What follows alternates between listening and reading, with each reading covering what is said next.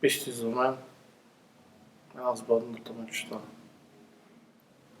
Имах нужда да мина през Пистис, да се научи по правилен начин. Как стават нещата, да бъда правилният служител по Божия начин. Затова трябваше да мина през Пистис. Имах нужда от такова обучение. Молех се за такова библейско училище. Харесвам, че интензивно, всеки ден си заедно с Бог. Сутрин, откъснато от света, ти ходиш да хвалиш Бог и да учиш за Бог. Отдаденост, плаща жертва. Пистис ме промени коренно. Мисленето ми ме кара да бъда по-смирен. Да оценявам хората по съвсем другия начин, по божествения начин. Да уважавам Божите служители.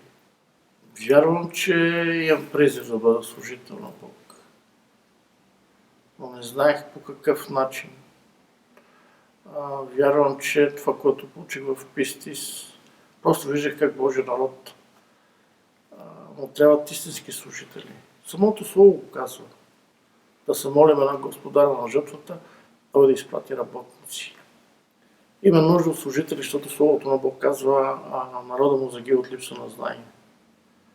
Трябва служители на Бог, които наистина да говорят само Божието Слово. Да обясняват на хората за личността на Бог. Да познават хората нашия Господ Спасител.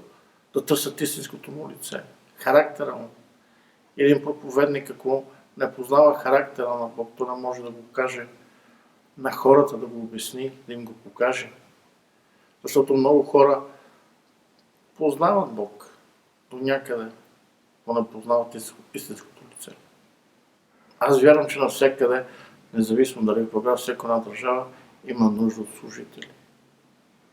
Служител значи да си слуга. Самият Господ Исус Христос ни казва да бъдем слуги. И аз вярвам, че България се нуждае от истински слуги. Не от хора, които да им служат, а да служат. И аз вярвам, че тези знания, които ги имам тук, съм ги получил в Пистис, аз ще служа на хората. Не те на мен, аз на тях. Наистина да дойдеш в Пистис, трябва да имаш Божия призив. Защото интензивно, променящо се, живота променящо се. За други училища нямам представа как са, каква е начинът на обучение.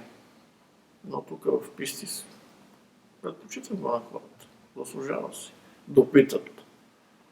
И вярвам, че ако имат водителството на Бог и ако имат желанието да бъдат слуги, ако имат желанието да разширението на Божието царство тук долу на земята и по Божия начин, прекрасно е. Нека да опитат. Но всеки може да дойде. Независимо от годините, пола, расата. Това няма значение. Но трябва да имаш призив, истински призив.